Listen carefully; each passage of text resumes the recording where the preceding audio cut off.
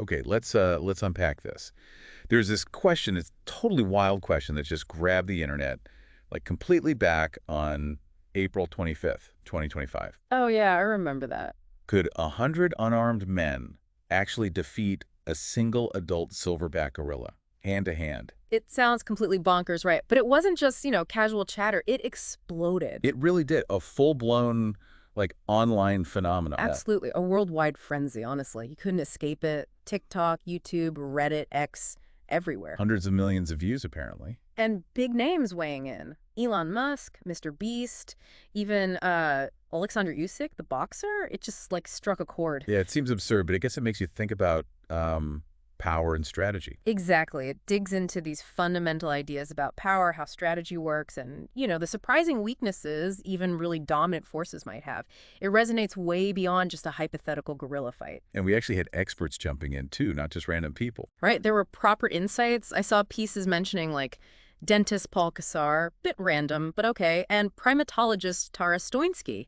Publications like The Sun, The Washington Post covered it. So not just pure speculation, because, 100 versus 1, it feels obvious at first. It does, until you actually picture that silverback. Yeah. The raw power, the teeth, the sheer presence. Right. Those inherent advantages just complicate the simple math, don't they? Totally. It forces you to look past just the numbers game. And that's exactly what we're going to do today. We're diving deep into this. Okay. We'll look at all the arguments for the gorilla just dominating. Then where maybe it could falter. Makes sense. Then flip it. How could 100 guys possibly win? And, the counter arguments to that. A reality check. Yeah. We'll compare them side by side, touch on that whole heated debate online, and try to figure out some kind of verdict. And it's interesting because it touches on real stuff, right? Biology, sociology, even ethics, sort of. Definitely. It boils down to that core tension. Sheer numbers versus, individual primal power, instinct. So who actually wins? Where should we start?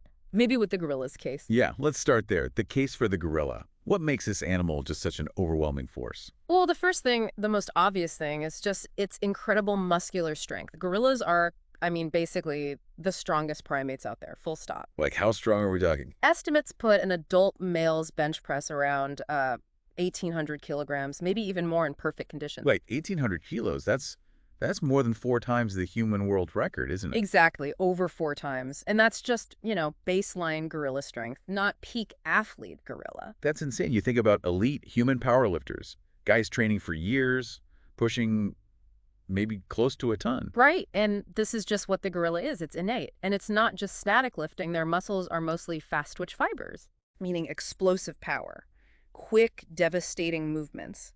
But they tire faster than, say, endurance muscles. Think sprinter versus marathon runner. Gotcha. So incredible bursts of power. Power honed by evolution, yeah, not by hitting the gym. So even if you lined up 100 pretty fit guys, their combined raw strength probably doesn't match that single gorilla in a direct clash. Not in terms of delivering that kind of focused, explosive force. And then you've got the bite. Oh yeah, the teeth. Don't forget the teeth. We're looking at a bite force of around 1,300 psi, pounds per square inch. Wow. How does that compare? Well, a lion's bite is maybe around 650 psi, so the gorilla's is nearly double that. Okay. Yeah, it's significant. It's devastating potential. Massive jaw muscles, those long, dagger-like canines. They're built for tearing tough plants, but in a fight. Yeah, they become weapons. Absolutely. Even a glancing bite could sever arteries, easily fracture bone, human skin, human bone. Just offers no real resistance to that kind of pressure. So one good bite could take someone right out of the fight. Maybe multiple people. Very quickly, yes. It neutralizes threats. Fast. So immense strength. A lethal bite. And they're not slow, lumbering tanks either, right? They've got reflexes. Oh, incredibly agile reflexes and combat instincts. Think about their daily life. The chest beating, the ground slapping, lunging, charging. That's not just display. It's constant practice. Right, honing those movements. They can accelerate like crazy. Stand still to maybe 25 kilometers per hour in less than 2 seconds. Whoa. And their arm reach is huge, around 1.8 meters. Big sweeping blows, powerful strikes. They control that space around them. Compared to us, upright, built more for endurance. We're just not equipped for that close quarters agility, Mhm. especially untrained. That's a really key point. Untrained guys wouldn't have the instincts to dodge effectively, or even protect vital spots like the neck or groin. It takes fighters years to read opponents. And a random group of 100. No chance of that kind of coordination. None. Plus, silverbacks have actual combat experience, real stakes. What do you mean? In the wild, they deal with threats. Leopards, sometimes hyenas, rival males. They defend their group. There are even accounts of them fighting off, sometimes killing, apex predators. Okay, so they know how to handle themselves against serious danger. Unlike most humans in a bare-knuckle situation with, well, a gorilla. Exactly. And think about the human fear response. It messes with fine motor control, decision-making. People panic. Yeah, you could see guys just freezing or clustering together or even trampling each other trying to get away. Making them incredibly easy targets for an animal that uses intimidation and quick, overwhelming force. But you mentioned they fight leopards. How would one react to, like, 100 humans? That's not a leopard. That's a really good question. Their usual threat response, the chest beating and roaring, might be the first step. Yeah. But their experience suggests they can escalate fast to lethal force if they feel truly threatened. That kind of threat assessment, that decisiveness, it's probably missing in a panicked crowd of humans. So, summing up the gorilla's case, we've got staggering strength, a bone-crushing bite, lightning reflexes, actual combat experience. And a thick hide, dense muscle. The argument is it could just relentlessly counterattack and neutralize attackers one by one, despite the numbers. Seems pretty overwhelming. It does. But like you said, it's not maybe completely airtight. There are potential weaknesses, counter-arguments to think about. Okay, so where could the gorilla actually be vulnerable in this scenario? What are the chinks in the armor? Well, the biggest one probably is endurance. All that explosive power. It comes at a cost. Ah, the fast twitch muscle thing again. Exactly. Gorillas are built for short, intense bursts. They're not marathon runners. They rely on anaerobic energy without oxygen, and that depletes pretty fast. How fast are we talking? If they're going all out, maybe above 50% of their maximum oxygen uptake, their VO marrow max, they could potentially hit exhaustion in under 2 minutes. Maybe even less. 2 minutes. Okay, that's a critical window. It really is. They can deliver those initial devastating attacks, but they likely can't maintain that peak intensity for long. Which is where the 100 men, if they could survive the opening. Precisely. If they could implement some kind of rotation, constantly applying pressure but allowing individuals to recover, they could theoretically wear the gorilla down, a relay system of attackers. Makes sense. Mm. And it must be hard for one animal to defend against attacks from everywhere at once, right? That's the other major vulnerability. Even a powerful predator can only really focus and defend in one direction at a time. So a coordinated swarm. Could exploit blind spots, yeah. Gorillas can turn their heads quite a bit, almost 360 degrees with body movement, but tracking and countering dozens of simultaneous attacks from different angles, the odds of some getting through increase dramatically. And okay, the premise is unarmed, but humans are pretty good at improvising, aren't we? That's true. Even without weapons, humans are adaptable. Could they grab rocks, loose debris, use belts, shoes as makeshift flails? Probably. Doesn't sound like much against a gorilla, but But a thrown rock hitting the head, or something swung catching it off guard, it could disorient it for a crucial second. Blunt trauma, even minor, adds up. It distracts, causes pain. creates an opening. Yeah. And what about psychologically? Facing that many humans must be weird for a gorilla. It's a fascinating angle. Gorillas are social, yeah, but 100 opponents, that's overwhelming. There's some evidence, mostly from captivity, that they might de-escalate or retreat when faced with large groups of humans. Interesting. So they might not just go into berserker mode immediately. Potentially not, whereas for the humans, you might get the opposite effect, something called de-individuation. Like losing yourself in the crowd. Mob mentality. Exactly. People in large groups, especially under threat, can sometimes lose self-awareness, act more aggressively, take more risks than they would alone. The crowd could embolden them. Okay, so the counters are limited endurance, vulnerability to attacks from multiple angles, human adaptability with makeshift stuff, and the whole psychological game gorilla maybe hesitates. Humans get bolder in a mob. Those are the key points, yeah. The weaknesses that form the basis for arguing the men could actually win, however unlikely it seems at first glance. Right. So let's flip the script entirely now. Let's build the case for the 100 men. How theoretically could they possibly pull this off? Well, Their number one asset is obviously the numbers, strength in numbers, and how they use it, swarm Oh, tactics. like you said, rotation. Yeah, imagine coordinated squads, maybe groups of 10. One group charges, tries to distract, harass, maybe land a few blows, then immediately retreats. Another group instantly takes its place. Constant pressure. Yeah. No rest for the gorilla. Exactly. A relentless cycle. The goal isn't necessarily to land knockout blows initially, but to overwhelm its ability to defend and counter effectively, keep it turning, keep it reacting. It sounds like descriptions of wolf packs taking down bison or something. Smaller attackers, coordinated harassment. It's a very similar principle. African wild dogs hunting buffalo, for instance. Individually, they're no match. But together, using rotation, attacking flanks, wearing the prey down through sheer persistence and exhaustion, they succeed. And humans bring something extra to that pack tactic. Conscious strategy. A huge potential advantage. They can plan. Maybe rudimentary ambushes, trying to coordinate high and low attacks simultaneously to split the gorilla's focus. Using feints. And targeting specific areas. Potentially, yeah. Instead of just flailing, focusing attacks on, say, the legs or arms, not to kill initially, but to injure, to impede mobility, cumulative damage.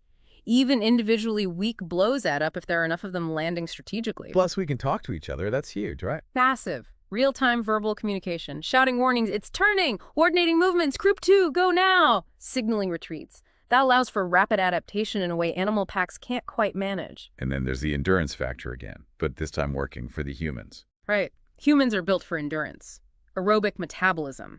Even average, untrained guys can usually jog or sustain activity for much longer than a gorilla can maintain that peak anaerobic output. So keep the fight going past that 2-minute window. And exhaustion becomes the human's ally. Even an injured human can often keep moving, keep harassing. Longer than an exhausted gorilla can effectively fight back. It becomes a war of attrition. You also mentioned exploiting the gorilla's own behavior. Yeah, the potential hesitation. If the gorilla, especially one not used to hostile humans, starts with threat displays, chest beats, roars instead of immediate lethal attacks. That buys the men precious time. Time to close in, time to coordinate those initial waves of attack, time to maybe land some disorienting blows. And could the sheer noise and aggression of 100 men actually psych the gorilla out? It's possible. Think about 100 people yelling, screaming, maybe even coordinated war cries. That's loud, unfamiliar, potentially confusing for a wild animal. It could disrupt its focus, make it more hesitant. Wild animals often avoid unpredictable, chaotic threats. Okay, so the theoretical path to victory for the men is use overwhelming numbers in rotating waves, apply human intelligence for strategy and targeting, leverage superior endurance to force a war of attrition, exploit any behavioral hesitation, and use psychological pressure. That's the blueprint, essentially. Leverage rotation, strategy, endurance, and psychology to push the gorilla past its physical and behavioral limits. It still sounds incredibly difficult to execute, but you can see the logic. Oh, absolutely. Translating that theory into practice under unimaginable stress, that's where the major problems come in. The counter-arguments to the men winning. Right, the dose of reality. What are the biggest reasons this whole plan might just fall apart spectacularly? Coordination breakdown is probably number one. Getting 100 untrained people, terrified out of their minds, to execute any kind of coordinated plan. Without strong leadership, without practice, it's almost guaranteed to devolve into chaos. Yeah, trying to shout orders over the noise, the screaming, the gorilla roaring, adrenaline messing with everyone's head. Exactly. Panic is infectious. You could easily get a stampede, people tripping, getting in each other's way, freezing up. History is full of examples of crowds failing to coordinate effectively under threat. It's often just chaos. And against an opponent that can kill or maim with basically every hit. That's the other huge factor, the gorilla's lethal efficiency. We talked about the strength, each swipe powerful enough to break bones. A single, poorly timed, disorganized charge by a group of men could result in horrific casualties in mere seconds. And seeing, say, 10 or 20 guys get instantly taken out in the first 30 seconds. Would shatter morale. Absolutely. Fear takes over, hesitation creeps in, and that carefully planned offensive momentum just evaporates. Plus, just physically avoiding the thing sounds like a nightmare. That speed you mentioned. 10 meters in under half a second for a charge. The reaction time needed to dodge that. It's immense. For one trained person, maybe. For dozens of untrained people trying to move simultaneously in a tight space. Unrealistic. Someone's bound to get hit, trip, collide with it. And a collision mid-charge. Even if it doesn't kill you outright, knocks you off balance, leaves you totally vulnerable to a follow-up bite or strike. Coordinating dozens to dodge is nigh impossible. And there's one more uniquely human factor, maybe. Compassion. Or squeamishness. That's a really interesting point. In the heat of the moment, would all 100 men be willing, psychologically, to inflict lethal damage on this massive, powerful mammal? It looks somewhat like us. It clearly feels pain. That split-second hesitation. Do I really gouge its eye out? Do I break its leg? That moral reluctance, that flicker of empathy, could absolutely break the offensive rhythm. It gives the gorilla moments to breathe, to recover, to counter. It works directly against the ruthless efficiency needed for the attrition strategy to succeed. So the reality check is, chaos and panic are likely, the gorilla kills incredibly efficiently, dodging is almost impossible for a group, and human hesitation might cripple the attack anyway. Pretty much.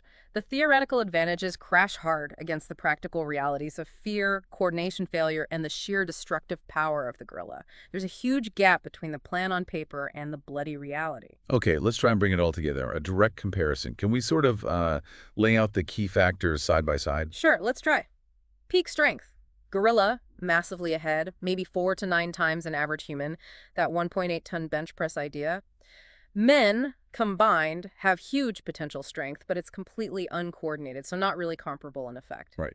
Bite force. Gorilla wins, no contest. 1,300 psi versus maybe 160 psi for humans. Huge difference. Okay. Endurance. Here it flips. Humans, big advantage. Aerobic, potentially hours with rotation. Gorilla anaerobic bursts, probably maxes out intense effort in like 2 minutes. Reflexes and speed. Gorilla again. That acceleration, those lightning swipes, untrained humans are comparatively slow and clumsy. Strategy and intellect. Humans have the potential edge here. Planning, coordination, adaptation. Gorilla is more instinct-driven, limited planning. Psychological edge. Tricky. Gorilla has initial intimidation. Humans have potential for group confidence, morale, plus that verbal coordination. It could go either way depending on how things unfold. And vulnerabilities. Gorilla, fatigue, can't defend all angles at once, potential hesitation, men, panic, lack of coordination, lethal gorilla attacks, moral hesitation. You mentioned some real-world analogies earlier, like pack hunters. Yeah, African wild dogs taking down buffalo shows that coordinated groups can beat much larger individuals through endurance and strategy, and prehistoric humans hunting megafauna with basic tools and numbers. Another example. So history and nature suggest it's possible for numbers and strategy to overcome raw power. Under the right conditions, yes. Ecologically, predator-prey models show group size can work with good coordination. Sociologically, human success is built on cooperation and communication, things the gorilla doesn't have in the same way. So it really does seem to hinge massively on how long the fight lasts. Absolutely. Short fight, under a minute, gorilla's power is likely decisive. Advantage, gorilla. Medium fight, maybe 1 to 5 minutes. That's the gray area. Depends entirely on gorilla fatigue versus human coordination and rotation actually working. Very uncertain. And a long fight over 5 minutes. If the humans have managed to survive the initial onslaught and keep the pressure on, their endurance advantage should theoretically start to dominate. Advantage, humans, if they get there. This has been incredibly thorough. I remember the online debate getting really intense. What were the main sort of sound bites from each side? Well, the pro-gorilla side really hammered home the primal fury, the sheer power, that 1,300 psi bite. They cited experts talking about combat IQ, how it could just pick guys off easily. The numbers game, they argued, just doesn't work when each attacker can be neutralized so quickly. Pure, overwhelming force argument. Exactly. Then the pro-human side focused more on, like, cold logic. Numbers, basic rotation tactics, the inevitability of the gorilla tiring out. They talked about human ingenuity finding rocks, targeting weak spots, using feints. Some brought in MMA perspectives, arguing humans adapt better. The David versus Goliath angle. Endure, encircle, exploit. That's the one. It apparently got quite rhetorical, blood spatter versus cowardly tactics, natural law versus mind over muscle, all that stuff. Ultimately, the debate itself never really reached a consensus. No surprise there. So after going through all this, the biology, the tactics, the counters, what's the final assessment? Yeah. Could 100 unarmed men beat the silverback? Okay, based on everything, the gorilla has a massive, probably decisive advantage in the opening phase. That first minute, maybe 2, its power, speed, and weapons are just overwhelming initially. Yep.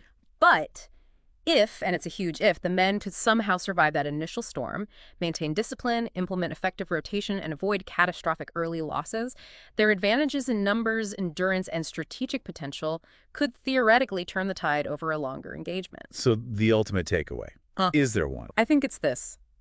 In a theoretical, perfectly coordinated scenario, like a simulation where panic isn't a factor, the 100 men might eventually win through attrition. But in a real-world, chaotic encounter with untrained, likely terrified people, the gorilla's initial onslaught is probably too devastating. It likely takes out too many, too quickly, for the human attrition strategy to ever really get going. So short skirmish, gorilla wins. Almost certainly. Long war of attrition. Humans win, theoretically, maybe. Theoretically possible, but practically extremely unlikely. That feels like the most realistic summary. It's way more complex than it first appears. It really is. It makes you think about group dynamics, panic, the sheer force of nature versus human ingenuity, or lack thereof under pressure. Exactly, and the surprising limits on both sides. So now we throw it out to you, listening. After hearing all this, the power, the strategy, the fear, who do you think wins? Does it depend on how long it goes? Short clash versus long battle? Yeah, we'd love to know your verdict. Head to the comments, let us know what you think. And if this got you thinking, maybe check out some of the related ideas we touched on. De-individuation, mob psychology, prehistoric hunting, guerrilla behavior. There's some fascinating stuff there. Definitely. It's kind of amazing how much you can unpack from one viral internet question, isn't it?